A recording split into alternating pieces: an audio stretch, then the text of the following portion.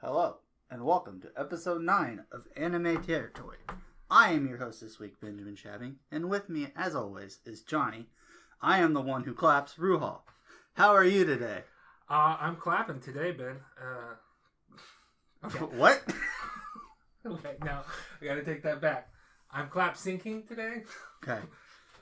We're recording on two machines, even though we're right next to each other this time, just in case we lose any audio. Hopefully we don't lose it in both places. So we did a clap sync, which is... I'm not allowed to clap, so... I asked if you wanted to clap. No? It was fine. It's just we don't need both of us to clap when we're recording from the same place. Whatever. What are we talking about? Today, we are discussing Eden of the East. And the two movies. Yes. There's King of technically Eden. 3, but you said the third one was just a recap. So we just did the the third two. one is a recap. I don't know if it's a recap of the series and the movies together, or if it's just the series. Because on Funimation, the screenshot for it was a scene that happens like at the end of Paradise Lost, the second movie. So I don't know. We are discussing the series and then the two movies, King of Eden and Paradise Lost. Yes. So where do you want to start? So, brief setup of what's happening. Give a rundown of like the first episode, the setup for that. It's an interesting premise. Okay. So, first episode, we meet one of our main characters, Saki. Saki Morimi. Saki Morimi. She is a Japanese student who is on vacation in technically New York, but she went to Washington specifically. Yeah, she ditched her friends and then went to Washington. So, we meet her. She's at the gates of the White House, and she's trying to throw a coin into the fountain at the White House. Yes. Trying to make a wish. Yeah. Which is highly illegal. You can't throw things into the White House. And it's very far away. Yeah. Like, she does not reach the fountain whatsoever. So, anyways, she does that. And the cops right next to her say like, "Hey, what are you doing? What did you throw?" And as they approach to question her, we see this naked dude with a handgun and a cell phone. Yep. He's just like, "Hey, what's going on?" And then they're obviously more interested in that man with a gun and is naked in the freezing cold winter. So he gets away. Yeah, he ducks the police. Yeah. And talks to Saki. Yeah. She gives him her jacket and then kind of just F's Her off hat, because she has to get to her. Yeah, she's like, "I gotta get to the airport. Mm-hmm. Here's some clothes. Don't freeze to death." And he's like, "Ah, thanks." And he starts running away. Realizes, "Oh shit, my passport and wallet." All my stuff was in there. It's in my coat pocket. And I left my luggage at the White House while I fled. Well, no, what she chases after him and then loses her luggage in the chase because it's slowing her down. It there. No, I think she loses it in the chase after her when she realizes. She follows him back to his apartment. Okay. That's where he goes, his apartment. Yeah. How does he know to go to his apartment? Is it on his phone? I guess. I think so. Okay. We watched the first couple of episodes a couple of days ago, so the details blur a little bit. Goes to his apartment. He realizes that... on his way to the apartment, though, some random guy gives him pants. Oh, yeah. It's just... He gets like... I think there might be one other person he gets clothes from, too, but he's like, "Thanks, man." This guy takes off his pants and gives it to him. Yeah. It's like, you're in America. That's not going to happen. I don't know. I might do it. No, you wouldn't. I don't know. It depends. It really depends on my mood for the day. And how sketchy this person looks. But if a Japanese man wearing a coat, no pants, asks to borrow my pants... With a handgun. I might do it. Alright? Just for the fun of it. In the middle of winter, I don't want him to die. Anyway, she tries to follow him. She meets him at the apartment. We learn that in his apartment, he has a whole bunch of like weapons, grenades, passports with different names. He's Jason Bourne. Yeah. Also, he has amnesia. Yeah. So he doesn't remember anything. So he's Jason Bourne. He tells himself he's Jason Bourne. He's like, "I can remember movies." At first, he's like, "What am I like? This looks like I'm Travis Bickle from Taxi Driver." And then he sees all the passwords, like, maybe I'm more like Jason Bourne. He's like, am I a terrorist? He disposes of some of the evidence. So Saki shows up and knocks on his door, and he's like, give me a minute. Yeah. He gets dressed.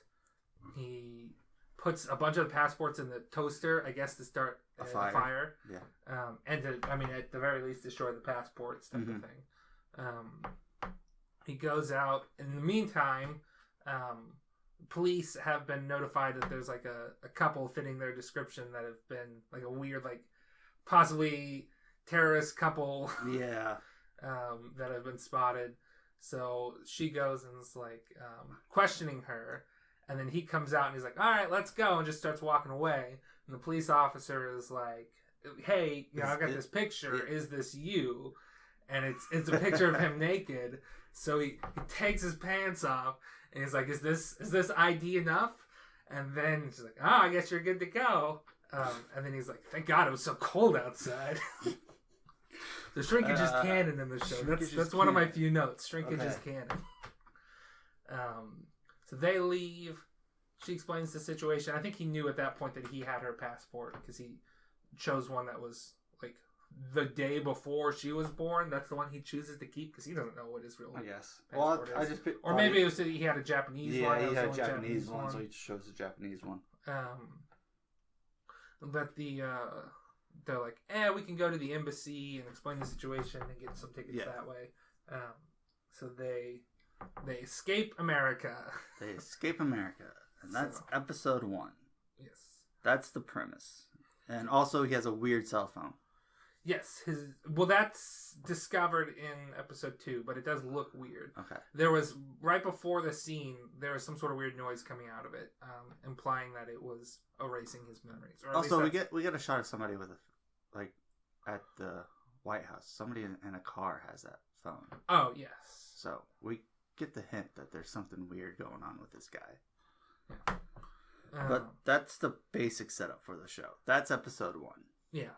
I guess we got more into episode 1 as opposed to what's actually going on here. But man with no memory shows up naked at the White House with no memories before then, befriends a Japanese girl. Yeah. And then they go back to Japan. Mm-hmm. And it's like a mystery, terrorist, sort of thriller, sort of romance. It's got a little bit column A, column B. Yeah. There's definitely like some chill moments where it's just like, we're just kind of hanging out, but then like somebody will show up with one of those phones. I'll call it more mystery than thriller. Yeah. I mean, there are some tense moments, but it is more mystery. Yeah. Trying to uncover why his memories were erased. What exactly is going on? I think he just, at one point, he figures out that he erased his own memories. So it's like, why did I do this? What is the cell phone? The cell phone has the power to grant requests. Like it's got a concierge, and then he just says, "Hey, I need this to happen," and then she makes it happen. Stick of gum. He buys a stick of gum with. Well, it can be used like that. Uh-huh. But it's also used to like, "Hey, I need to. This airport is crowded, and we need to get out of here." So she's like, "All right, accept it," and then like she bribed an airport official to give them a ride on a golf cart through the airport. So that's the dream. Yeah. I like how they were cheering. People were cheering. Yeah, they're like, there must be some sort of celebrity that's couple. What it was. Because they're getting all this special treatment. Yeah. And then but we also learned that you can track anytime you use the phone, it creates a log, and that everyone else with the phone can see the logs. That's learned. So, people are like, oh, he just bought a train ticket for this area. Let me go to that train spot and see if I can try to spot him and figure out who it is. Because it turns out there is a quote unquote game going on. The phone has an amount of resources that concierge can use the resources on his phone to do what needs to be done. Mm-hmm. His current total is like 8.6 billion yen, which is about $80 million. We learned that they start with 10 million. 10 billion. Sorry. Yeah, 10 billion. Yeah, so, 10 billion yen. So 100 million dollars roughly. Gotcha. Man, you bought that mall for cheap. Yeah. I mean, he bought the hotel kind of cheap too. It was like that's true. 20 million yen or something. That was a nice hotel too. Yeah, it was. It was a nice hotel. Spoiler alert: he buys a hotel later in the show. Yeah, I mean we're in a mall, but the mall's pretty early. That's like the next episode. Before we get too much further, we should give our impressions. I was I should give our history with this. We mentioned this at the end of the last episode. But our guest last episode is named Pants after a character who briefly shows up in this. Yes, so his nickname is based off of this show. Yes, though in the dub, we watched the dub. Just I guess laziness. Yeah, that's what was defaulted. I'm kind of glad this is a good dub. Yeah, it was a good dub. It had some quality cast members in it. So very quality, good quality dub. But they used the nickname Panties in the dub, and it made me so mad. I'm like, because the sub that I watched forever long ago used pants. Though I think looking at the Wikipedia page, it was pantsu, which would be underwear. So panties makes more sense. But the pants fan sub or whatever that I watched 8 years ago or whenever that was. Use the term pants. Like, damn, that's a good nickname.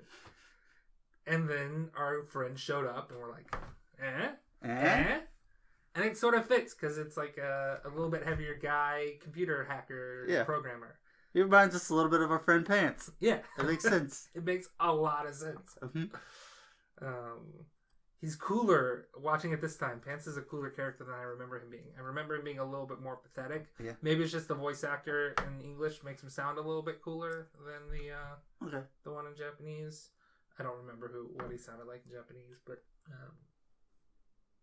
he doesn't show up till like episode 8. Oh yeah, he's very late in the show. It's only an 11 episode series plus 2 movies, which are basically an hour and 22 minutes each, so it's like they're extended 5 episodes. They're extended episodes, basically. Yeah.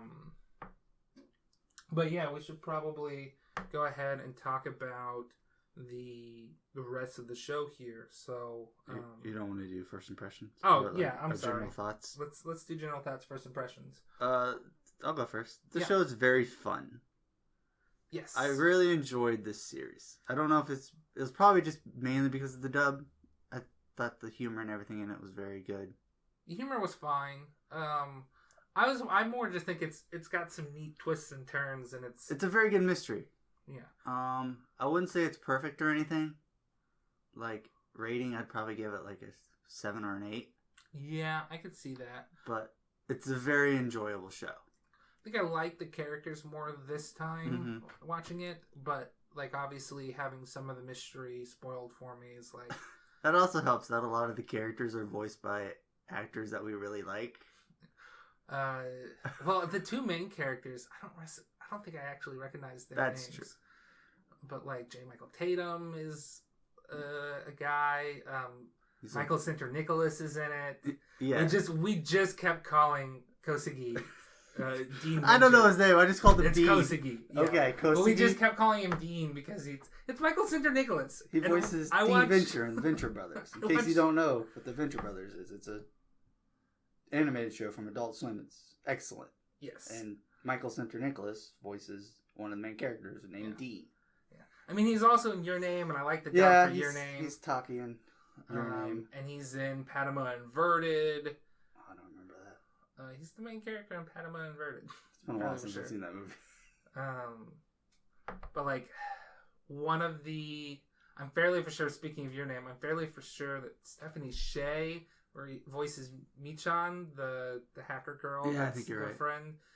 And that's the main girl from Your Name. Mitsuha? Yeah, that's Mitsuha. Oh shit! And what do you call it? She's in Haruhi as well. She's not Asakura. She's Asahina, the other Asa. Gotcha. It's Asahina. I mean, yeah. So there's that. Jerry Jewell shows up at one point. Todd Haberkorn shows up. Jerry Jewell is. I don't know who that is. The one thing I can think of for Jerry Jewell, he's one of the guys where I recognize the voice, but then I don't always get the thing right. I think he's the Rail Tracer. Oh, the Rail Tracer? Yeah. Okay. But I think the one other thing I know is Jerry Jewell is like a very side character who shows up in the Dark Tournament arc of Yu Yu Hakusho. Okay. He's a wind demon called Jin. Okay. Who has an Irish accent. Yeah. I don't think you've seen enough Yu Yu Hakusho. No, I have not. To recognize the voice. No. But, that's not a show we'll probably ever cover because it's over 100 episodes on this show. Unless we really start watching it in the background and do it like a year from now. Nah. It's too much work. You know, but he's like all over the. It's one of those things like a very recognizable voice. Does a lot of side characters, so you don't necessarily like keep it in your head. Like, yes, this is this person. So, no, he's not. He's not Show Tucker. That's somebody else. Oh, Show Tucker, what a guy. Yeah, I can't think of that voice actor's name now. It's gonna kill me. Or maybe I'm getting Jerry Jewell mixed up with somebody else, and that is Show Tucker. No, don't worry about it. I'm gonna get sidetracked. Okay. Sorry. I wasn't talking to you. I was talking to me there. So I was gonna look it up. Why don't you go ahead and start telling about the rest of the episodes? I'll kind of fill you in if we get anything wrong there. Okay, so we went over basically the first episode. So next we get a little bit of Saki's background. She's a college student. Her parents are dead. She lives with her sister and her brother-in-law, who took over the family bakery. Yes. We learn that she kind of has a thing for her brother-in-law. Yes. So it's kind of hard for her to live with him because she likes him. Yeah, it's. She knows she shouldn't, and she's very happy that her sister, found such a great catch, and they have a kid. But it's like, I know that him being nice to me is like a pain because it's, it's a constant reminder that I can't be with this person. We learn more about an event that happened called Careless Monday, where 10 missiles were inadvertently launched and hit Japan. But nobody died. No casualties. They say it was basically Prime Minister's oops, so they call it Careless Monday. After that, I don't know much about what happened. I didn't take a lot of plot notes. That's when they show up. I've got the episode synopses pulled up here. I can just take a quick look at them. That's when they show up. That's when he learns that, hey, he can use Juice, which is the concierge on his phone, to get all these things. So, Juice is his assistant or whatever. Yeah. He starts up a conversation with somebody he sees in the train station. He's like, hey, you got the same cell phone as me, not knowing what they are yet. The detective. Yeah, the detective who's a cell. Mm-hmm. He both knows the same questions. And then he says he doesn't remember anything when the detective tries to pull some information on him. The detective is then gonna start following him around. Forgot about the detective. Yeah, he's basically the plot in the first couple episodes, isn't he? Yeah. So he, I think we see him, get cornered by these guys. Hey, you owe us money. You owe us a bunch of money. So he uses Juice to kill them and an innocent bystander who saw them. Yeah.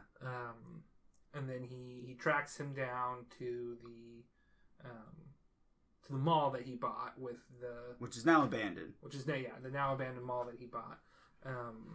But that's kind of going into the third episode. So the third episode, they go to the abandoned mall. They find the dog, and it's like, yep, you definitely live here because this dog recognizes you. In the movie theater. Yeah, there's an apartment above the movie theater, which is really cool. It's a really fancy apartment.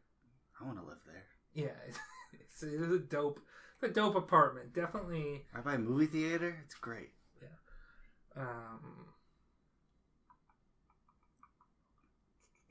That's where we find he finds a picture of him with all the meats, right?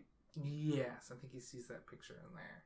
Because he finds a picture of him with like a bunch of neats, and then we learned that was an event a few months back where 20,000 neats disappeared. Yeah. Was that picture in his apartment in New York? And then he sees in the mall that, hey, this is that area that... Yeah, I think that's what happened. Mm-hmm. He's like, oh, all these 20,000 neats that went missing. I had something to do with it because here's me with all of them. Yeah. Like smiling into the photo while they're all pinned up naked in the mall. But he turns on the movie theater and he knows how to like set it up. So he's like, oh, I probably worked here or something. Yeah, it was probably a projectionist here or something. Sets up the favorite movie, or Saki's brother-in-law's favorite movie. It's the one that she wants to watch more than anything else right Deep now. Blue Sea. No, it's The Cold Blue. Ah, close enough. Which was not a real movie at that time. It has since been released as a movie. It's like a documentary that was made from like restored footage that was found in like about World War II or something, but completely unrelated to the actual movie, The Cold Blue. Yeah. It's a parody of something. I looked up the name of it, but I just want to point out one of the notes I wrote. She turned off her phone in an empty theater. Yeah. It's like, oh yes, I have to turn off the phone. Probably believes the lies that it says it interferes with the equipment and stuff. So no, I think she's just being considerate. Yeah. Oh, okay. Yeah. She's being a decent human being and carrying off her phone. Yeah. But while she's watching the movie and he's up getting it ready, the detective shows up. Yeah. And then beats the crap out of him, steals his phone, and then runs away. Yeah. He tries to... He used the last of his money to pay for a cab for his mistress. So that they could fly. He's like, hey, I got enough money that we can play around forever now. Island or whatever. Yeah. And then he talks to Juice and says, hey, you know, what would happen if somebody got my phone? He's like, well, it's fingerprint ID'd, so you wouldn't be able to... Nobody would be able to use it. Meanwhile, I'm over here thinking, I watched that episode of Mythbusters. Fingerprint ID can be broken pretty easily. I watched National Treasure. It's pretty easy. I'm fairly for sure one of the fingerprint things that they did was just a photocopy of somebody's fingerprint. And it worked. To be fair, does he have a photocopy picture of his No, but I'm just saying, like, come on, you can get that. Like, don't give up yet. You have more work to do. Do you think you could have asked his Juice, like, hey, could you be in control of his phone? Just ask, see if she could do it? Well, he was out of money on his phone at that point. Oh, okay. So probably not. Yeah, and then he gets a call from... He gets a call on Akira's phone number from another phone. Takizawa. Okay. Sorry. I'm like, who's Akira? Who knows? That's the question. Who is this guy? Takizawa. Okay. Takizawa. And he says, hey, you know, I've got your badge. Let's initiate a trade. This is where we're going to meet up. Mm-hmm. And then before he meets up, the detective's wife shows up and says, hey, sent the message to the wrong person. Don't send the message to your mistress, to your wife. She stabs him in the middle of the street. It's pretty funny. And gets away with it. And then he's like dying out, and he shows up, and he's like, this is... Kind of explains it, says, take my phone, and, you know, your best bet is to try to find the other Selesaus. And if you want answers, you're going to find the other Selesau. Yeah. And then he thinks he might be the supporter. Yes. Which we learn later is somebody that... I think in the somebody next playing episode. the game... Yeah. Somebody playing the game that is set to... Once somebody, you know, loses all their money, they're set to go... Loses all their money or is like deemed not worthy or something. Yeah, and go to... or hasn't used any of their money in a long time, or you know, then they go to that location and kill them supposedly. So he follows that advice. Next episode, he figures out one of the identities of another Selesau. We learn that it is a doctor. The doctor spent all of his money basically building a fancy hospital/retirement center. Yes. For the old people. Paradise for the forgotten elderly. Yeah. So there's more stuff that happened, but that's all I remember from that the doctor, episode. like... He explains basically what the game is, Yeah. He sets up a scenario that mimics how he learned about the thing. So he, like, drugs Takizawa, and then he wakes up in a warehouse and he's given the Yes. quote unquote phone, and then the message that the So I wrote down a very short description of what's happening. 12 people were given a cell phone. They have, I wrote down 1 billion, but 10 it's billion. 10 billion. 10 billion yen to save the nation. They have to spend it all.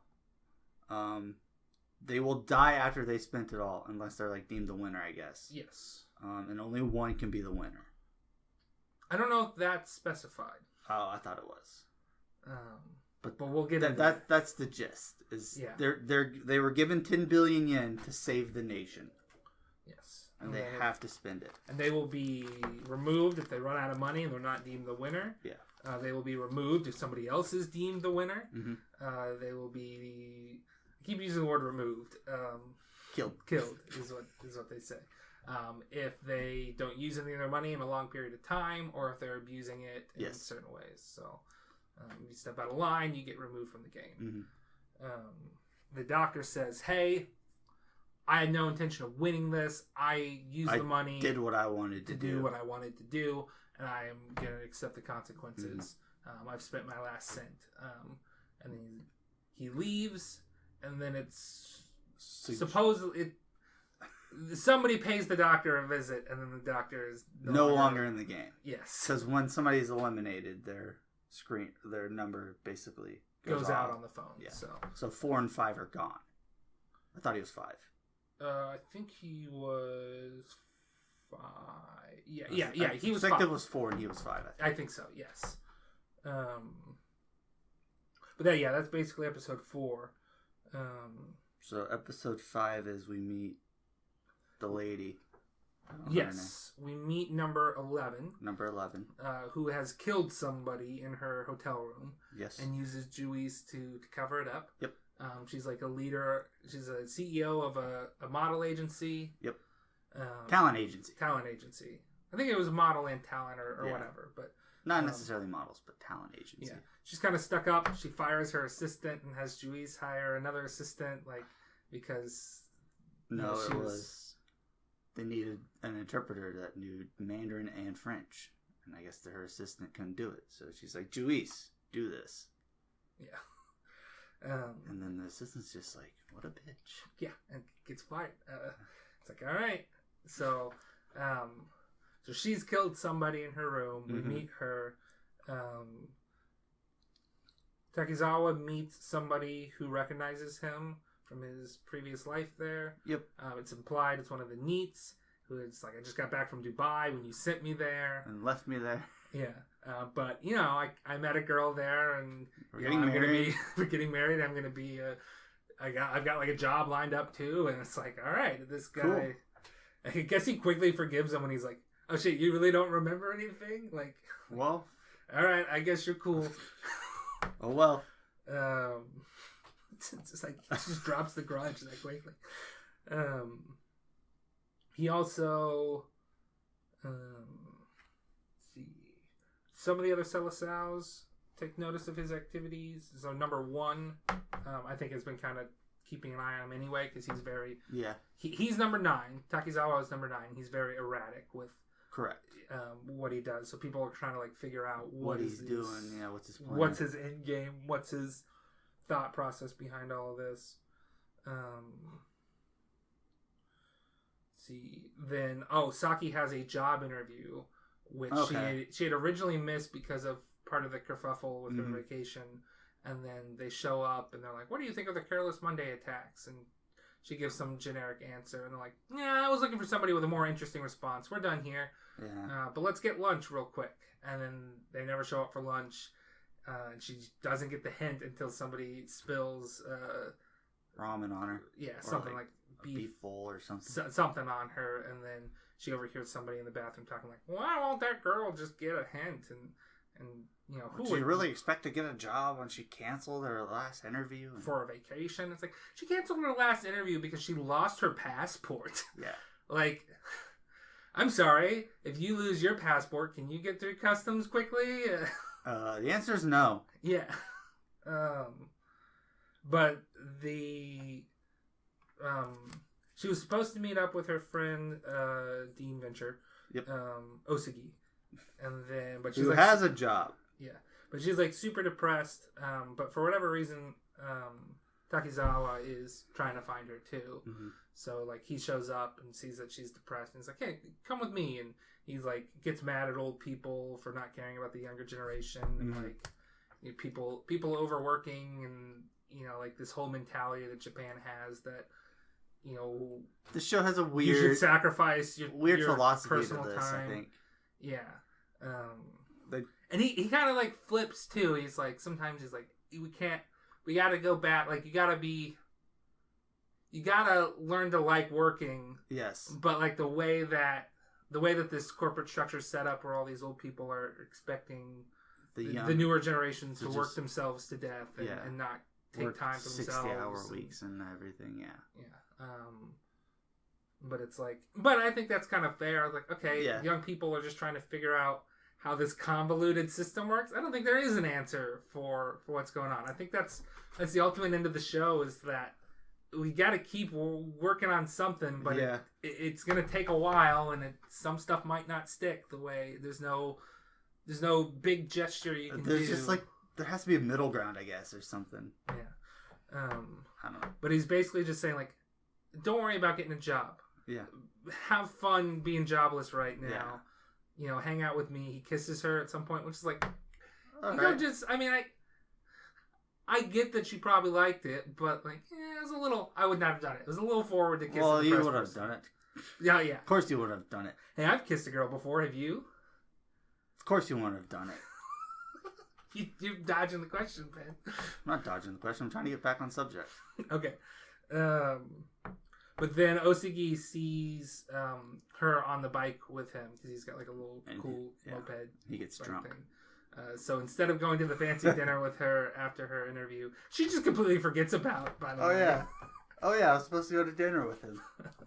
But he goes with a friend of his from their college club instead, and he gets really drunk, and then we see him like crying in the street, and like then the episode ends with number 11 seeing him. We're like, uh-oh. Yeah, at this point you thought she was going to eat him? Yeah. You were like, she's cannibal? Is she gonna eat Dean? But she is not a cannibal. We learn in the next episode that she is the infamous Johnny Hunter. That's the Johnny Hunter. They spell Johnny with an H, I would like to note. Yeah, I saw that. So it's not me. But basically she cuts off the quote unquote Johnnies of the men that she lures in. If you're not a fan of the term Johnny, you can use Willie. Or penis. Come on. Schlong, dong. Come on. It's a PG show. Come on. It's not PG. Yeah, I specifically put explicit every time. Oh, you do? Yeah, because I'm like, well, I mean, we swear, so. That's true.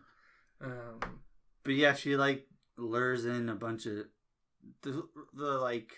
I guess the myth was she like takes virgin boys. Yeah, that's what they're worried about. So there's like a whole. Yeah, she finds like lonely virgin men, and if she's not satisfied, she'll cut their Johnnies off. Yeah, but that turns out to be not true. No. So she targets. She is a serial killer. Yeah, she is a serial killer. That part is true. She does do this, but she targets people who have wronged women. Mostly, like the one person we find out later was a serial rapist that she killed, and it's like, is she a hero? It wasn't Dean. It was only a serial rapist. Yeah. But they think that Dean was captured because he's not responding to any of their messages or picking up his phone. And there's... the person posting, like, the messages of, like, hey, help, Yeah, somebody's posting messages. Somebody masked and wearing a suit similar to the one that he was wearing is, like, posting pictures like, hey, I'm in this hotel room. And I think the Johnny Hunter's got me. He's posting it on a lonely singles board that Osigi is constantly seen posting on. Yeah. Where do I find this message for? Asking for a friend. I'm sure you can just Google that. Lonely Singles Club, I think was what they called it. Yeah. But they're like, I think it's him. Eventually they see a picture of a bag in looks one of the like shots. his. And looks like his bag and has like a charm that looks like Saki from their club. Which I guess is the mascot of the club, I think. Yeah, she's the mascot of that club. So they're like, that's got to be him. That's got to be his bag. Mm-hmm. So they figure out Also, just I don't think we've mentioned this yet, but the rumor was she has cut off 20,000 Johnnies. Yes, that's the rumor. Though it is confirmed that is not true. She's not single-handedly cut off 20,000 penises. That was getting conflated with the missing neats, that number in the 20,000s. Also why they think that she takes virgins and not, like, scum. Yeah. Because they're mixing those two, the internet is mixing those two rumors up. Imagine that. Yeah. The internet is getting something wrong. What? She's a Johnny hunter. Yeah, but I had too much fun with that. I know you did. I was there. But Takizawa is like, okay, he got a little bit of information from them, and then he was able to use Juice to figure out where she was. Yep. And then he starts like racing over to there to save Dean. Yeah. He finds out that she's like on her way too, and not at the hotel room. So he buys the hotel. And says to get the new orders are to let nobody in. Do you remember the name of the hotel? Insomnia. Insomnia Hotel. Awful name for a hotel. Nah, it's a great name. Nah. That's the type of hotel you don't go to rest. That's the type of hotel you go to have fun. Like cutting off Johnnies. Hell yeah. I want to put out there right now, I don't condone serial killers, no matter what their motives are. You don't condone the cutting of Johnnies? Or the killing of Johnnies? Nope. All right, well, I do. Okay, well... I get her... no, I just wrote down, I get her motivations. I get it. Ridding the world of Johnnies. You condone the killing of one Johnny. The one that you live with. Sorry, I don't condone the killing of Johnnies. I condone the removal of Johnnies. Okay, so... He races out there. She gets onto the fact that, like, oh, hey, he's trying to get to me. Let me try to stop him. So she uses Juice to cause a traffic accident. But he is able to survive that accident. Though he does get wounded in it, we learn later. He shows up about the same time that she does. And it's like, hey, this is... a friend of a friend, he said. And then we don't know at that point, but Saki was listening on the phone and is on her way there too. Because he never hung up with her type of thing. Correct. So she's like, you're friends with this scum? And then he is like, did somebody hurt you in the past? I get it. Like, like this is why you're doing this. But like, you know, I'm just here to save this one person. I'm not here to stop you from your things. This is somebody I need to save. And then we see the wound start to form and he passes out from blood loss. Saki shows up and she's like, you got somebody special here. Don't worry, this is not your friend. Takes off the mask. It's not Osagi. It's like, this is a serial rapist. Crown Heights. Ben. They don't... We're not... Surely maybe somebody will get the other guy's reference. This is a serial rapist in Crown Heights. Oh, sorry. That's for my other job. Ignore that. Well, don't ignore it if you live in Crown Heights. Walk in Paris. Sorry. Okay. Other guy's reference for the episode. Done. Gone. But then she grows wings and the windows blast out and she goes flying out the sky. We learned it was some sort of Chris Angel mind freak magic trick she bought from Juice. This is just a party trick she learned. Yeah. So it's like she bought the Dark Knight where like he flies out the window with the Japanese guy. Yeah. With the helicopter or whatever. It's the same thing. Yeah, it's just some grand illusion according to the phone thing. But it's like... What? What's going on here? That was my note. What? Because there's been like some weird dream sequence stuff with the main character before too. Like, is that what's going on? It's like, no, it's just she bought a weird illusion for dramatic effect. They basically show the message like, get this weird illusion thing from this one store or something. Yeah, so... but that's really the end of that. That was episode 7. We kind of blended 6 and 7 together there. Let's see. So he wakes up. Yep. And Saki is tending to his wounds. And he's like, hey, was anybody else in here when you showed up? And she's like, no, nobody else was here. She lies to him. Wait, who else is in there? The serial rapist and the number 11 were in the room when Saki shows up. Okay, I got you. Okay. Yeah. We learn that Osagi is fine. He was invited to a drinking party with his coworkers. They took his phone as some sort of like hazing things. Like you can't. Got him wasted. Yeah, got him wasted, and then his bag was stolen that night. Mm-hmm. So that was his bag there. He's like, yes, this is my bag, but you guys shouldn't just jump to conclusions that. You're welcome. We got your bag back, bro. Also, if it was you... Yeah, if it was you, come on. Like, it's like, shut the fuck up, Dean. Shut up, Dean. Then they're basically... Takizawa is like, hey, do you think you guys could get into this phone for me? I found it in my movie theater. I think it might be my old phone from before my memories were erased. It was number 4's phone, right? Yeah, it was number 4's phone, but he plays it off as it's one of his phones that he found and can't get access to. So like Michan, who is like a hacker girl in the group. She's adorable, by the way. Yes. Well, okay. I mean, it's fine. It's a little small for my tastes. But they're like, I'm good at computers, not at phones. And they're like, well, we can get Pants' help. And they're like, okay, yeah. Who's this Pants guy? And it's like, well, he's just genius programmer. And then a couple of years ago, he lost his only pair of pants, blew away while it was drying outside, and he decided, well, I guess now I'll never have to leave my room again. So he hasn't left his room in 2 years. Yep. So they go pay him a visit, much to Michan's distaste. Mm-hmm. They're like, no, Michan's got to go. He's got a soft spot for her.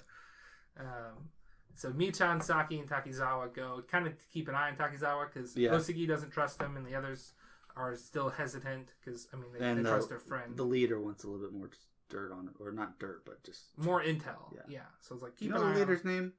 It's J. Michael Tatum's character. Yeah, J. Michael Tatum is Hirasawa. Something like that. I'm sure I'll see it. I've got the episodes. I didn't write down the name or anything. I just it's. But they go and visit him. He's like, no, I'm not going to let you in. You can leave the phone there. I'll look at it when I get time. Mm-hmm. And then he tells Michan and Saki to go buy him something from a convenience store. So they buy him stuff from a convenience store. They also buy him like a tracksuit. Yeah. They buy him pants. But they haven't seen him in a long time, and he's bigger than he was when they last saw him. So they don't know his size. Yeah. Yeah.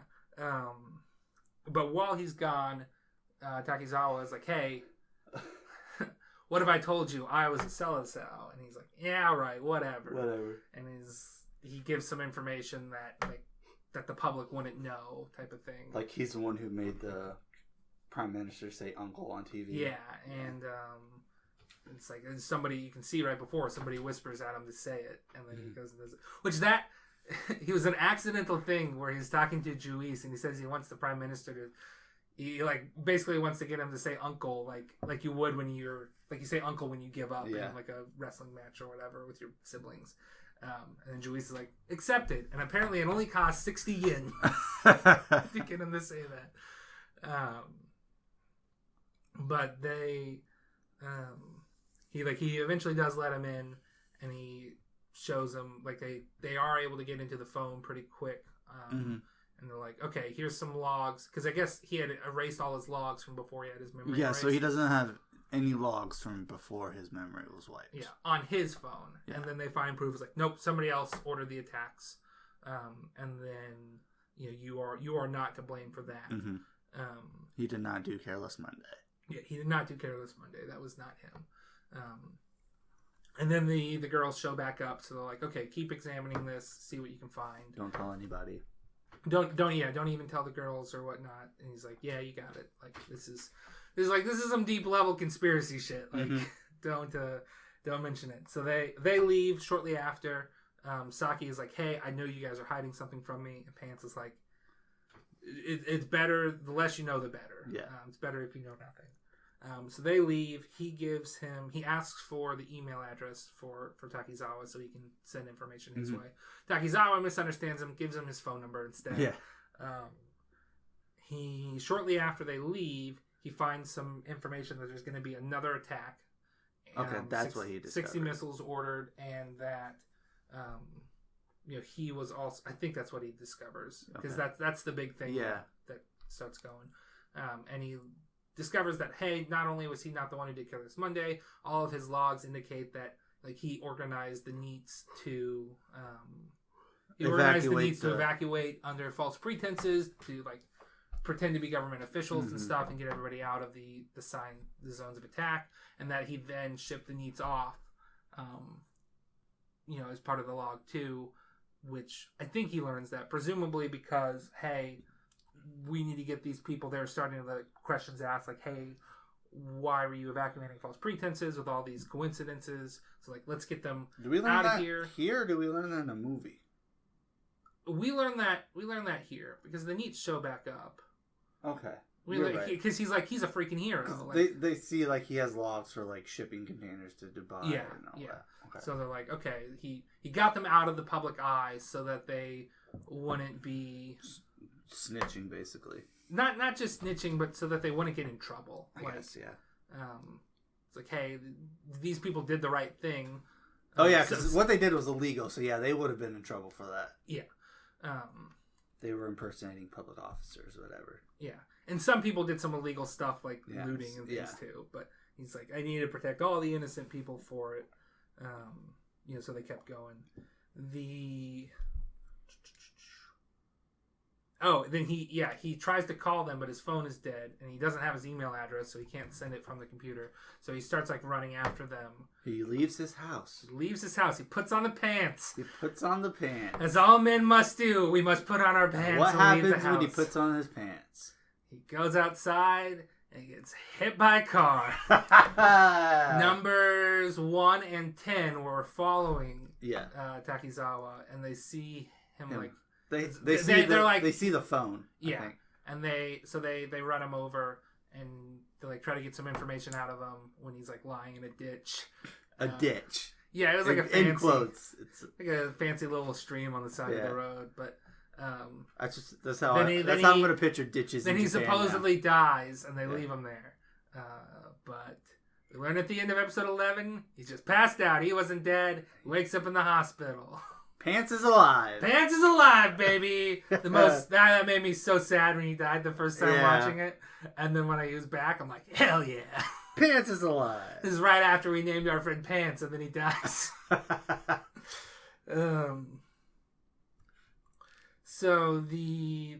After that, number 1 basically calls Takizawa and's like, hey, we need to talk. I give you answers and all that. Yeah, because I guess he broke number 4's phone when he was talking to Pants, and when it had the little strip that had the phone number on it, so he's got a way of contacting him. Said, "Hey, we need to talk. I'm about to win this game."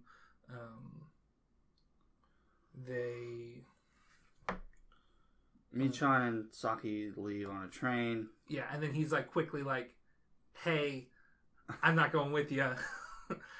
So he like the door's shut before they can exit and go with him. But then Saki calls him, and he's like, she's like, hey, I lied before. I know a lot more than you think I do because you didn't turn off your phone then. And he's like, all right, I won't turn off my phone again. Yeah. Just stay and listen. And then if I turn out to be a criminal, hang up and pretend you never met me. Yeah. I'll stay out of your life if that becomes the case. They show up. Number 1, his name is Manobe. He's like, I think I figured out who Mr. Outside is. He probably, last I heard, he had terminal cancer. He's probably an old man who's dead. Saizo Auto. Yeah, Saizo Auto. He owns a company called the Auto Company, and he's got the means to be able to do this. Yeah. And he's like, and I took corporate control of it. I'm the CEO of this company. So I plan to take over Juice. Yeah. That's his plan. Yeah, I'm going to take over the company. I'm going to take over Juice and win the game. I'll make sure you and the other people I have with me also win so that you're not in danger, as long as you don't like interfere with the plans or whatnot. So they go to Juice, and he learns they kind of fill him in as to why he lost his memories, because the Neets kind of like got mad at him, and he was betrayed. Yeah, I think that might specifically reference like the ones who were like taking advantage of the situation and looting, and So he's like, okay, well that makes sense, I guess. And then they're like, oh, and we're gonna launch 60 missiles tomorrow morning. Yeah, 8 o'clock. Yeah, in 8 hours from now. And he's like, okay, well, no, I'm not teaming up with you guys anymore. I'm gonna go see what I can do to try to stop this. And then they learn that Juice has been moved so that the game is continuing. Yeah. He does not have control over the Juices. So Mr. Outside, who we assume is Saizo Ato, and who's also running the game, we assume is the person who moved. Yes. Juice. At this point, we're assuming it's him. It's number 12. Number 12, technically. Yeah. All we know is that it was number 12, I guess. which at this point we think is the supporter, and we think is Ato Saizo himself at this point. Or maybe we figure that out a little bit later, but it's pretty soon at this point that we figure that out. Mm-hmm. So in the meantime, all those NEETs that were shipped out to Dubai, they get shipped back into the mall, and they're swarming the mall. Like a bunch of zombies. They keep going back to Dawn of the Dead. Yeah. Metaphor there. I thought it was pretty good. So, yeah, no, that's good. This is great. I learned at this point, it's like, these NEETs are like, they're naked and they're just trying to find their phones. And it's like, they care more about phones than getting clothed. And I'm like, It's like cold outside. And It's they're like snowing outside. yeah. And they're just like hanging out in the mall. And like, you can see them in like some of the security cameras just like dancing around and stuff. And it's like, I want to hang out with these NEETs. They seem kind of cool. This seems like a fun party. Yeah. But the rest of the Saki's College Club was there, and they're hiding, but they left their laptop at the movie theater. That has all the data. It has all the data that Pants started emailing out to them. Can't view it on their phone, so they have to go to the computer to view it. So some of them get naked. Some of the guys... the guys get naked. The guys get naked and try to go recover it to blend in and stuff. So they go to the people with the laptop. They're like, hey, that's a nice laptop. Like, yeah, I don't know the password though. It's like, do you mind if I try? And they're like, wait a minute. Why are you guys tan? No, why aren't you guys tan? Oh yeah, because they just spent a couple months in Dubai. Why aren't you guys tan? And why do you have hair? Because they all had shaved heads. And they're like, and then they steal the laptop and start running away. And then Saki and Michan show up, and they're like, how do we get past all these NEETs? It's like, I think we just gotta run past them. And they start running, and all the NEETs are like, girls! They part the sea of NEETs to get matched up with the rest of the club there. It's like that Bible story, the parting of the NEET sea. Yeah. And then Takizawa calls all the phones of the NEETs, and he's like, hey guys, it's me again. I'm gonna blow you guys up and a whole bunch of other missile strikes, just like I did last time. And your only hope is to gather on the roof. They gather on the roof, and he's like, all these missiles are gonna hit, and your guys are gonna die. Unless you can think of some way to stop it, send all your suggestions on this website that this club made. So they all submit a whole bunch of suggestions, and he uses Juice to find the most likely suggestions to work. Mm-hmm. And Juice uses them to take control of, to organize counter missile strikes with like fighter jets and anti-aircraft guns. And he's like, you can see some of the missiles, and he's on the roof of the mall calling his shots. Cowboy bebopping it. Pointing his finger and saying bang. One of them came really close. One knocks him off the carousel he was on. Yeah. But that's basically the end of the show. The very last part of the show is he calls Juice and he's like, I think somebody just got to take responsibility for this. I wish it wasn't me, but use the rest of my money to make me the king of Japan. Yep. And he's like, oh yeah, and one more thing. And then he erases his memory and puts the phone in Saki's pocket. Yep. And that's the end of the show. That's the end of the series. And that's the end of what I had seen all those years ago. I hadn't seen the rest of it. I was planning on watching them eventually, and I never got around to it because that's just what happens when you need to watch specific things with a specific person that you were watching with before, and that person flakes sometimes and stuff like that. Nothing against that person, just it's like, okay, we're moving on to other things, and we're too busy doing other things, and then years go by, and you're like, well, I can't return to it now. But we did today, or yesterday, last night, when we watched the movies. We watched the movies. I know I said I was going to make you do all the episode synopses, and then I did them. But That's fine. What happens in the first movie, King of Eden? Well, when we were discussing before show, we realized I don't know what happened in the first movie. It's 6 months later. Takizawa is still went on the run. He changed his identity and he wiped his memory again. Yes. Saki gets a clue that he's in New York, or that. Yes, there's a message. He gave her the phone, and there's a message on the phone that says, "Don't forget our travels. Remember, don't forget our travels." And don't meet me. I'll always be where we first met, or something. Not where we first met, but where we took that picture or something. Because they mentioned there's a picture of them that they took at one of the sites where one of the missiles hit on Careless Monday. Mm-hmm. Or it might have been the missile that was after Careless Monday that hit a plane. No, it was one of the craters, I think.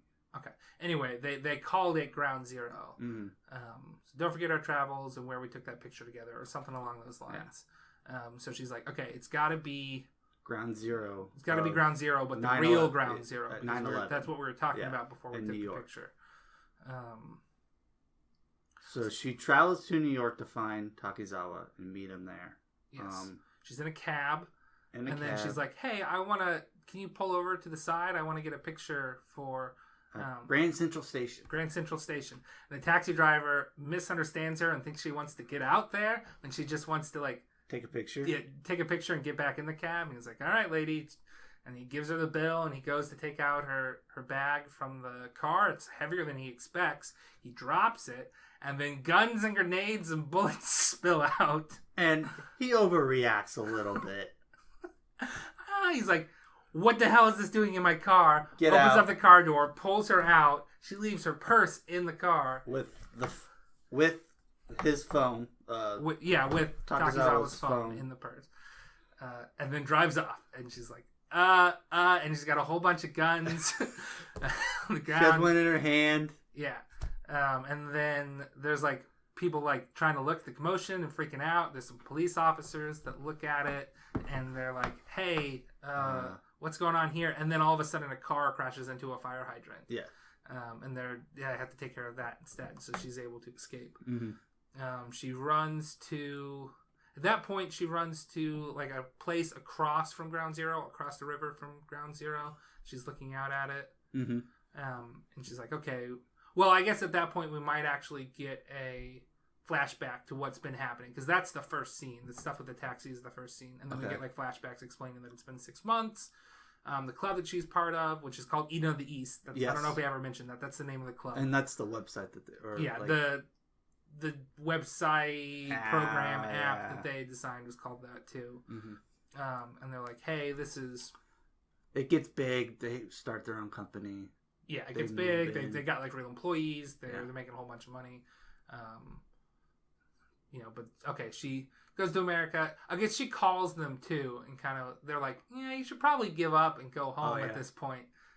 She's like, no, I'm not going to give up. Please let me do this. Well, I think they're like, you have until, I think the embassy closes at 4 o'clock to find them, or else you should give up. Yeah. But they, she's like, no, I'm going to do it. And they're like, fine, go ahead, do it. Yeah. We physically cannot stop you. So. We are in Japan. We cannot stop you. Yeah. So she goes, tries to do I need to cross the river and go to the actual ground zero? I think she's got to get on the boat that's on the river. Yeah. Because that's where they took the picture on. Yeah. And then he shows up and he's like... well, she's trying to discreetly throw the gun into the river. Yeah. He's like, hey, what you doing? And she's like, I'm trying to find a friend of mine. Or no, she calls Takizawa. He's like, nope, that's not me. I'm this guy. So it's like, can you help me find my friend? He's like, yeah, sure, for whatever reason. But first, let's get rid of that gun. Yeah, he throws it, and he's like, all right, now let's run. She explains that I left it in the taxi cab. He's like, do you still have the bill? And she's like, I do. So he's like, okay, this is the company. He goes, and they're like, okay, that's the driver there. And he's like, okay. And he puts her coat over her hands. It's like, okay, now stay like this. And so don't move. Yeah, so it looks like she's covering up Handcuffs. Yeah, handcuffs or whatnot. And he goes and tells the taxi driver that, like, "Do you recognize this person?" The taxi driver's like, "Nah, I don't know, man. I don't know nothing." She's like, a well, terrorist. I'm actually a Japanese police officer, and that woman over there is no terrorist. She's a bomb that looks like a cell phone. Do you know if that was left in your taxi at all? If not, I'll be on my way. False lead. He's like, wait a minute. Here This is you the go. person you're looking for? He's like, yes, thanks. Whew, we got it just in time. And I guess he's buddies with the taxi driver now. And then he goes and leaves like, yeah, I got your stuff. Here you go. And he's like, okay, so now we should be able to find your friend, right? Now that we have his phone back. He's like, yeah, you're the friend I was trying to find. Yep. See, look, here's this picture of us. It's like, that is me. Then they go to the movie theater where he works. And he's like, I remember going to this movie theater all the time as a kid. It's the first place I saw... I got a note saying to go to the first place I saw Dumbo, and this is it. It's the only movie my mom would watch with me here, but she dropped me off here to watch movies all the time. She just didn't like movies, I guess. Yeah. It's like, oh, what a weird mom. Doesn't like movies. What is she, my mom? What is she, my mom? What does moms have against movies? Yeah, mom's against movies. Moms Ma'am. against movies. What about Mac? Moms against cinema. Moms against cinema, Mac. We're getting off course here. So like, okay, hey, what's going on with the she's like, yeah, can you not like go? Last time that you left me in a movie theater and then went to put on the movie, you never came back. You didn't come back that night. He's like, all right, well then let's just sit here. They just sit there and it's cute. And then I don't know why they go to the Ferris wheel, but they go to the Ferris wheel. That's where, like, I think Takizawa has, like, a memory of that place. Yeah. I guess she explains everything, like, this is what's going on, this is why you don't remember anything from 6 months, before But 6 that's months like, ago. he remembers going on the carousel, grabbing, like, a gold ring, and then giving it to his mom. Well, at this point, they are like, no, let's go to my apartment now. It's yeah. Okay, yeah. This whole time, there's been somebody following Saki and recording her with a video camera. We learn that it's number 6. Number 6. Who's a film director. I guess that's what he's doing. I think they said, like, based on what we can see from number 6, all of his logs, he's like some movie director or something. Okay. Oh, yeah, that's right. And I think he's just trying to, like, make one of those weird, like, avant-garde, like, films that's like a classic based on this story or something. I don't know. Yeah. He's a crazy nut job. Yeah, but he's following them. He sees them in the apartment. And he calls his Jewies, who he's very rude to, and she's very rude to, too. She's like, what do you want? What do you want this time, you freak? He's like, I want those two to make them take a shower. And she's like, no, I can't do that. It's like, well, you can do this and this for him. And he's like, well, that was part of his request to become king. It's like, well, then can I become king? It's like, no. It's like, you can make it for him. Like, well, the requirements are different per person. Well, they have to do some calculation. And it's like, He's like, fine. Well, then can you grant my original request? She's like, okay, fine. So she like turns up the radiator in their apartment, and then it like blows up. Yeah, but at this point we learn also that number 11 has been keeping track of what's going on. Yes. She's in America. She saw the log to interfere with the radiator, or to make them take a shower. Yeah. So she calls the hotel, or I think it's like a apartment / hotel room. Yeah, something like that. They call it an apartment, and then they call it a hotel room, but it's the Gramercy, which I thought was a hotel. Yeah. I think that's a famous hotel. Yeah. But she calls like, have you taken a shower yet? And it's like, who is this? What? No. And she warns them about the bomb. Yeah. So they leave. That's when they go to the Ferris wheel. Yes, that's when they go to the Ferris wheel. Yeah. The number 6 follows them. He's still filming them. He sees like a flamethrower or pyrotechnic supplies or something. I think he just has it. Yeah. But he's like, he sets the thing down, and he goes like chasing after them. But at the same time, like government officials are showing up too, and they're like tipped off to it. Because oh my god, Takizawa is wanted in Japan. Yes. One, he's a alleged terrorist behind the missile strikes. Yes. And 2, his identity was changed to where they believe he is the illegitimate son of the new prime minister. Yes. This is not the prime minister he made say uncle. It's the guy who took over after that guy. And died immediately. Yeah. I think that guy also used to be prime minister and then retired and then came out of Yeah, retirement. something like Was that. the what I But got? yeah, he's wanted for those two reasons. Yeah. So they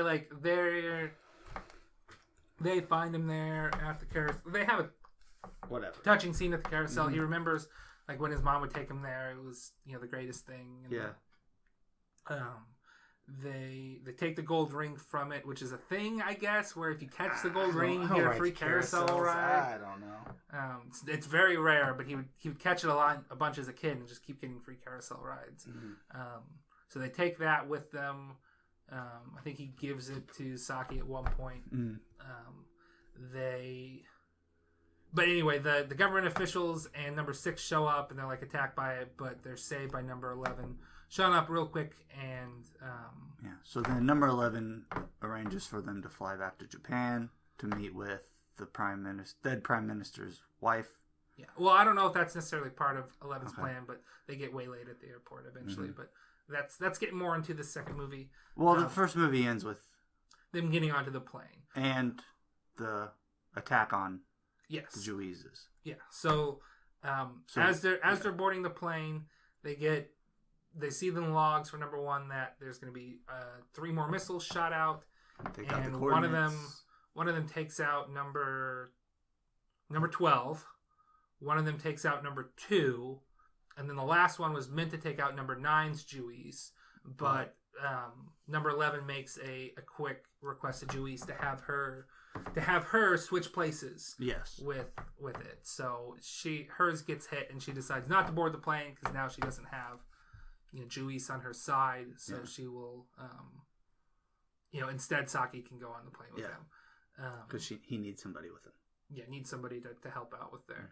I feel like there's one other thing I wanted to cover about this movie, but I think we got it all after talking about that attack. I think that was it.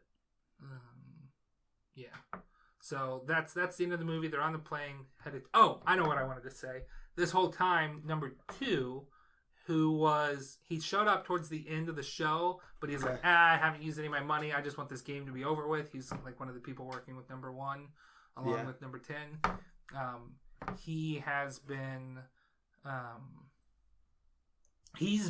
like making a fortune selling merchandise about Takizawa, because there's like a very famous photo of him, pointing at the missile and calling the bang shot and getting it down. So he's like a renowned figure as the Air King, and like all the NEETs are like sort of famous for a while too. And then I guess people stopped caring about them, so they get mad at him again. They're like, yeah, he's our leader. He's cool. We're cool too by association. But like he just makes a bunch of like T-shirts and memorabilia and stuff. And he's got like a yacht that he lives on. Also, we learn at this point number 10, who was the one who was calling all the missile strikes in. Yeah. Working with 1. Yeah, who was working with 1. He is supposedly out of the system. All his requests were to try to assassinate Takizawa, and they kept getting denied. It's like, no. And then his phone went out of commission at some point in. So nobody knows why, but it's assumed that the supporters stepped in. But I think does he show up in the first movie? Is it revealed he's still there at the end of the first, or either at the end of the first, beginning of the second? Number 10 does show up and kind of starts working with number 2. Moving on to the second movie, we got Paradise Lost. Yes. Now we should note number 2's last request was to give Takizawa and make him wear a shirt that says Air King on it and like something on the back, as like some sort of like statement or something, anti-government statement when he comes back into America. Okay. But yeah, no, you gotta talk about the next movie. So the next movie, Paradise Lost. We open up with them on the plane. Takizawa has a nightmare. Blah blah blah. They get to the airport. They're like immediately stopped by agents, and like Takizawa is wanted so that he could talk to the prime minister's wife. Before that happens, he goes to the bathroom. He runs into one of the NEETs. He talks to her a little bit because she steals a hair of his to do a DNA test. Yeah. So they do talk there. And they're like, but we're gonna be moving on soon. And so he goes to the bathroom. She doesn't want nothing to do with him though. Yeah, she's like, you're disgracing my husband's good name. You're a terrorist. Yeah, like takes a piece of hair. You're implying that he would have an illegitimate child, and that's not my husband. Yeah. Takes a hair, gets a DNA test, and then I guess they arrest him just because he's wanted for terrorism. Yeah. But he goes to the bathroom. He meets up with one of the NEETs. I don't know if it's a specific one. But anyways, he's mad at him because they're not famous anymore. They're not cool anymore. People stop caring about them after a month. And then he again quickly forgives him again. And it's like, can you do me a favor? So basically, he switches places with the NEET. So then they think the NEET is Takizawa. They take him away. And he covers his face with he has his shirt over his face. Oh yes, good idea. Hydrated idea. So Takizawa gets away. Saki is just basically let go. They don't really want her. Yeah, they're like she's let go before he goes to the bathroom, and he's just like, you got to go find my mom. Yeah. So Takizawa tells Saki to please find my mom. So I guess one, to get answers, and two, because he wants to know. Yeah. So Saki does that. Eden of the East, those guys, they help Saki. I don't know. That's kind of weird. I kind of forget. Julie somehow hacks Eden of the East somehow. So they shut off Eden of the East. Yeah, they shut off the main server in their main office. Yeah. And then they run over to the club room again because they've got the original version. Mm-hmm. Because their phones are being hacked and monitored, so they weren't safe there, and she had access to the full system, so they shut the whole system down. Yeah. And they go to the old one. They're running support, trying to find information and stuff. So. Mm-hmm. And they also have access to the logs and stuff too, so they're tracking the logs. Pants hacks the system basically. Yeah. So, there's a lot happens in this movie. Yeah. Starting with Saki. Saki tracks down his mother. Yes. With the help from Dean. And the puppy. Yep. Because Takizawa says that he saw a woman while evacuating people that he thought was his mom, and then she ran away and left the dog behind. Yeah. So it's believed that the dog is hers. Yeah. So they find her. They track her down to some bar or something. Yeah. But anyways, they talk to her. She's like, "Nope, not my son." Yeah. I don't know what you're talking about. They find a picture of her at that carousel with the prime minister, and she's pregnant. And she also has a golden ring, a carousel ring, in that bathroom. I don't know if you noticed that. Oh, I didn't notice that. No, but she has a carousel ring. Okay, so it's implied that Takizawa gave it to her. Yeah. But yeah, so they find her. Saki has the carousel ring at that point. That Takizawa gave. Yeah, but she has a separate one. Okay, there's a separate one. Okay. Yeah, it's just hanging in that board. Yeah, it's implied that for some reason in the bathroom. Yeah, I guess it's probably an employee bathroom, but whatever. Yeah, it might have been something like that. So, but anyways, there's agents there trying, I guess, just following. Yeah, they had followed them, and they were probably working for the prime minister. They're probably working for one who's trying to get the old prime minister back into power because he basically wants the government to go back to the old ways. Yeah. That's kind of his plan right now. And in order to do that, he kind of has to get 9 out of the way. Yeah, Nine's too much of a wild card. He doesn't know what Nine's going to be doing. So, also with him being a possible heir, it could pose a political problem because. Yeah, I don't know how Japan's system works. It's not that number 9 being an heir would mean that number 9 would automatically become prime minister. It means that number 9 would gain sympathy and could potentially get pardons and stuff like that for things, and then would have some sort of my dad was prime minister, and if he could use that as leverage going into politics and type of thing. He could use it to get favors or whatever. Yeah. Now it's sort of the same time the Pants is like, hey, this is what's been happening to the Juices. They've been constantly driving this expressway, just stopping gas up and change drivers and stuff. So they're going to be at this stop. So Yes. he drives to that stop, and some of the club members drive to that stop. He steals his Juice's truck. They also steal one's Juice. They also steal one's, yeah. So basically, that's a way to protect his Juice from getting like attacked. Because if he's next to one's not going to attack it. Yeah, they don't steal one's at the rest stop though. One he calls Juice to have it move the thing. But they're able to like intercept it and take it.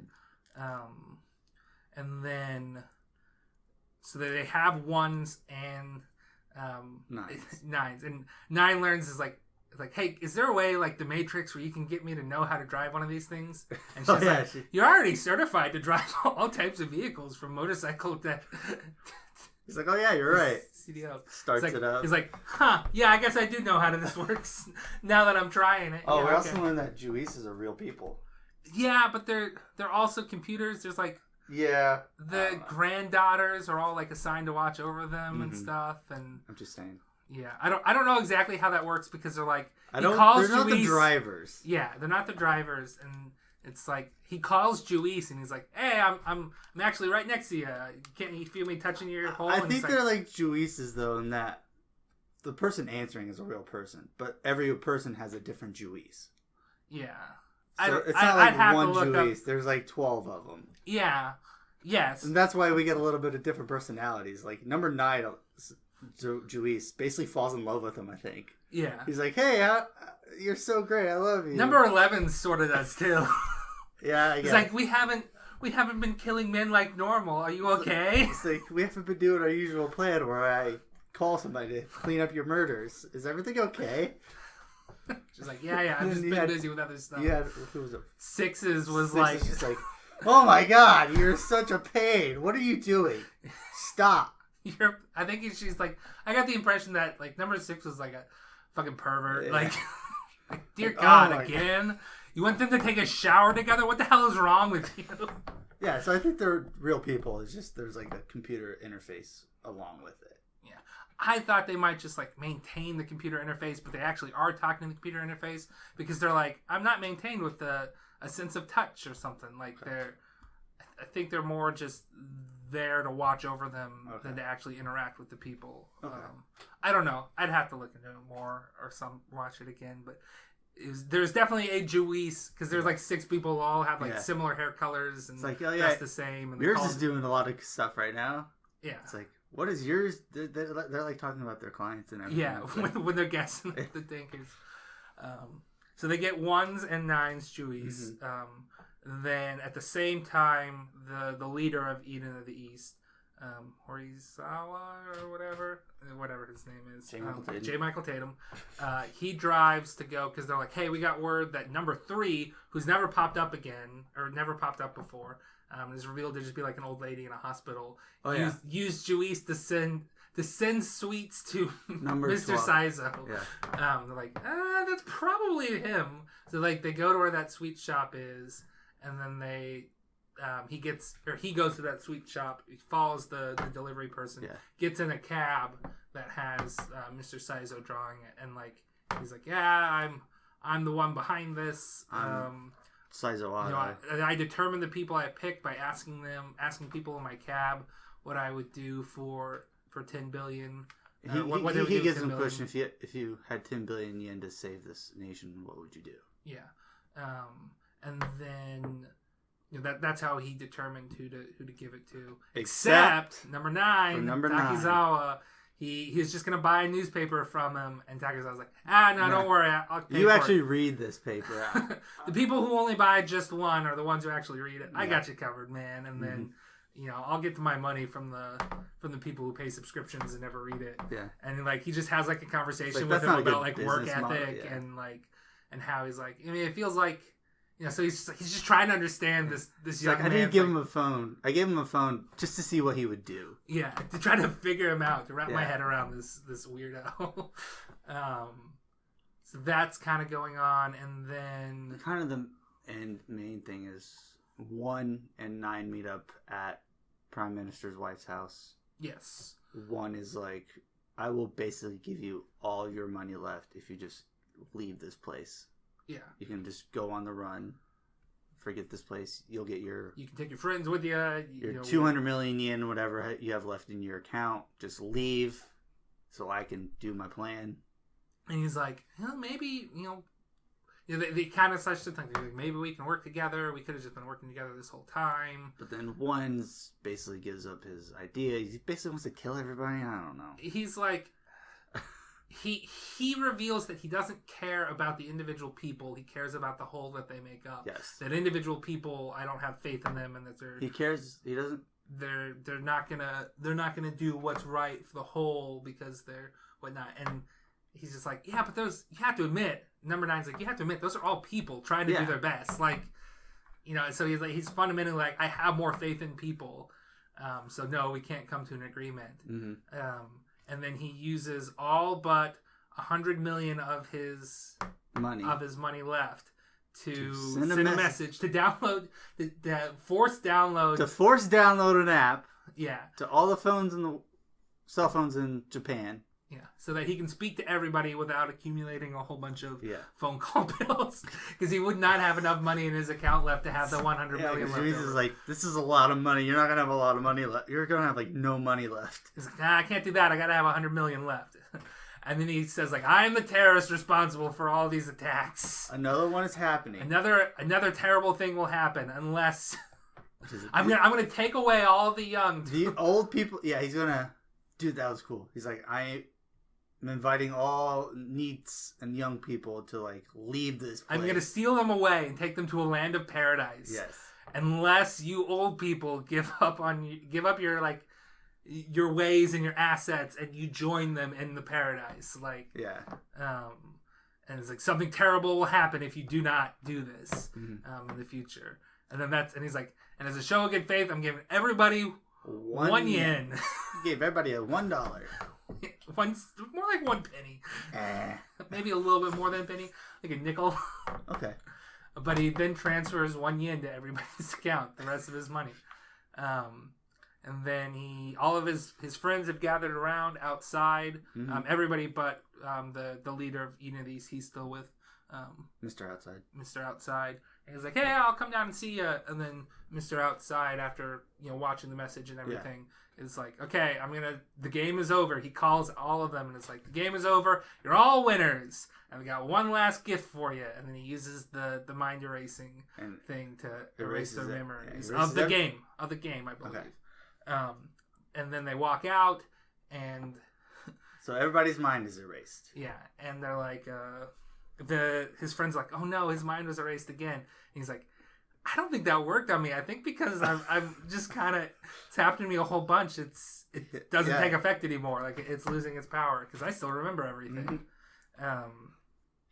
And then he and Saki kiss because he's like, I gotta go, and she's like, no, let me run after you and catch you. And then they kiss, and he's like, I promise I will come back, but I have one more thing I need to do with this game.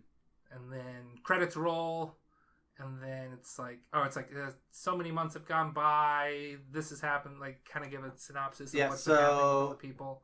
The old people did their part. For some bit. Yeah, they're like, oh, we're gonna change our business practice and do this. Yeah, they hired younger people. And then it was quickly forgotten about.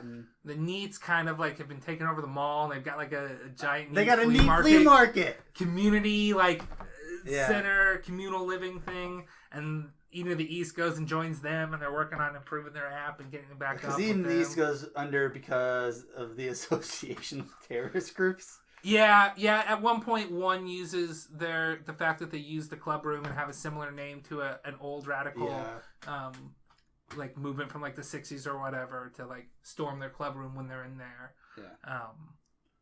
But yeah, Eden of the East is basically done, but they're just working on... they're working on their next project. They're still rebuilding friends. It or making it better. Yeah, they're living with the NEETs. Living with the NEETs. I want to go party with those guys so much.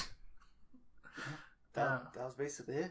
Yeah, and then credits roll. After credits, there's a scene where Takizawa takes a cab, and it's Saizoato's tab. He's like, he crawls up to the front seat, and he's like... I finally found you. Yep. Then I don't think what are you talking about? We didn't bring this up. He slaps him with a slipper. We didn't bring that up, but like throughout the series, Takizawa was like, I just really want to punch this guy in the face. I want to punch Mr. Outside in the face. Yeah. So he like slapped him with his slipper. I guess I'm assuming the punch in the face was like a translation thing for the Maybe. show originally, and then it was actually That or I it's just wanna, like wall up he him or realized something. it's an old man. It's like, I Yeah. don't need to punch this guy. He slapped him in the face with a slipper and is like, "Don't pretend you don't know me. We got work to do." And that's the end. That's the last thing we see. I mean, and it's an original anime. It's not based off of anything. There is a book that came out after the show aired. I don't know what that book all covers, but I'm assuming it does not go further than that because, I think it was written probably by the same guy who wrote the screenplay for the show and whatnot. So, the only other thing I want to bring up is the song. oh yeah, There's this Brenda Vaughn's Reveal the World. Reveal There's the this- World. A couple times throughout the series / movies, they'll just I think bring it's up end this- of episode, maybe. end of I think it's like episode. There's a fireworks 1, scene, 6, and then 11, and then the end of Paradise Lost. I Yeah. think when it shows up. I don't know. They listed on But the it's wiki just when it all this- shows up. really weird, actually American song that starts playing throughout this series. And it's like, this song's awesome. What is like this a song? it's like a soul. Soulful, almost like a gospel Yeah, almost like a gospel song. song. Yeah, it's good. But it's Reveal the World by Brenda Vaughn. So if you want a good song, that song plays throughout. And it's great. It's just like, why is this song in this? Why is it so good? It fits. It's like Yeah. talking about like being a king Yeah. and like it's falling from heaven and It's like like a there's messiah and stuff. yeah. Yeah. So yeah, go and watch this show. I would say definitely give this show a watch. Oh, yeah, it's a definite watch. It's fun. Looking for a fun mystery. Well, we kind of gave up all the mysteries, but looking for a fun show to watch Yeah. / movies. It's a good time. Yeah. No, it was good even like knowing what I knew. So, and I'm sure we missed some things. Oh, yeah. And performances were good in the dub. Performances were probably good in the sub. I don't know. It's been like 7 or 8 years. But yeah, no, it's something that I don't see a lot of people talk about. Yeah. But we are gonna get some Air King shirts in the mail here Yeah. soon. We got it as soon as that showed up. Like I know a good T-shirt when I see one. You just walk up with that. They're going to think it's like a parody of Air Jordan. It's like, nah. Air King, man. You don't Air know the King. Air King? You don't know the Air King? But yeah, no, watch this show. We need to talk about we need to talk about your number 6 on your top 10 list. Nope, my number 7. Your number 7? Yes, my number 7. Okay. Number 7 is Toradora, which I'm sure we've mentioned in the show before. Yes. Because at one point you introduced me as Ami Kawashima as best girl. Yep. Which I've seen Toradora like 5 times at least.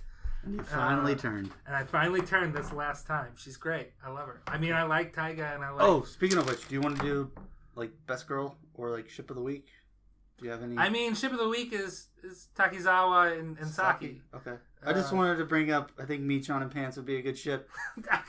It's They- not the ship, but just an honorable mention. I mean, you can tell that there's sort of a thing, and like the Yeah. friends are like trying to like push it together, Yeah. especially in one of the movies. But the best girl I would say is Saki. Yes. She's- But my second would be Juice. Juice is good. Yeah. Well, is Juice the best girl?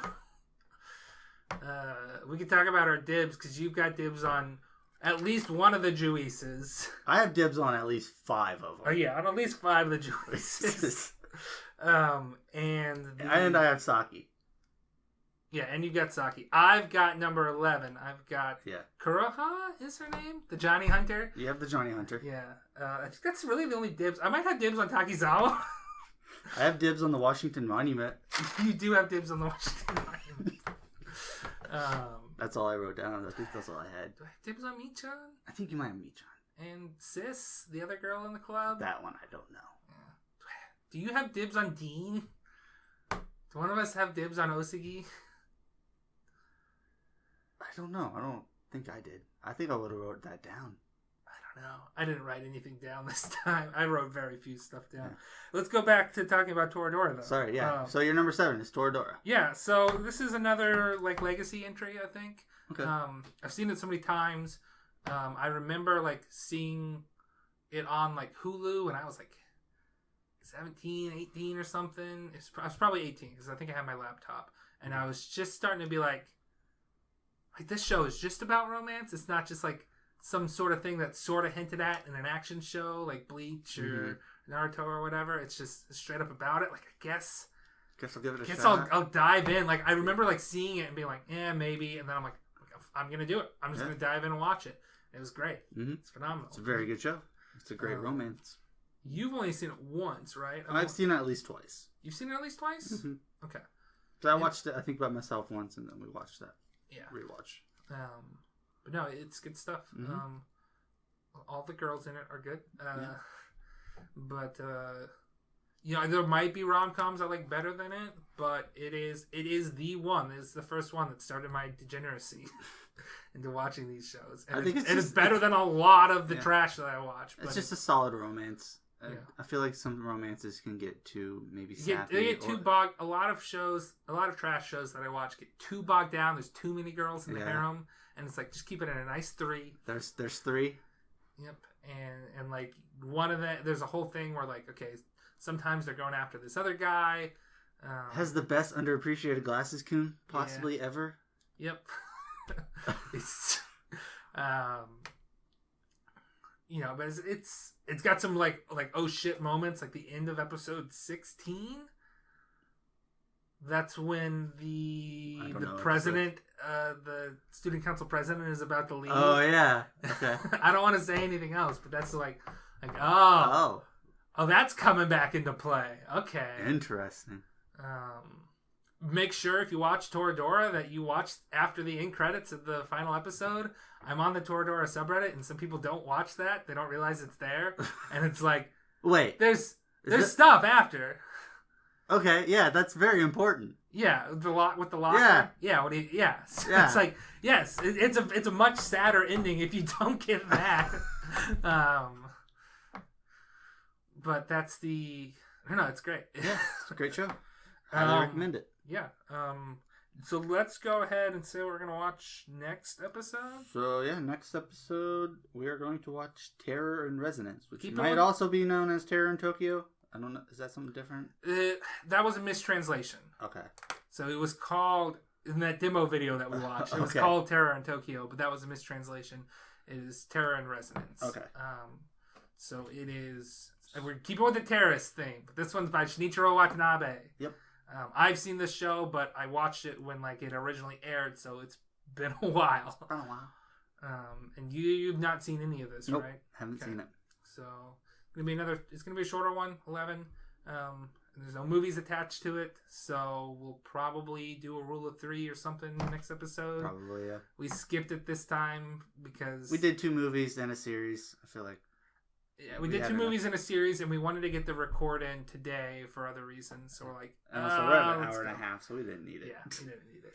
So, you know, insert sign off here. Have a great day. See ya. Bye.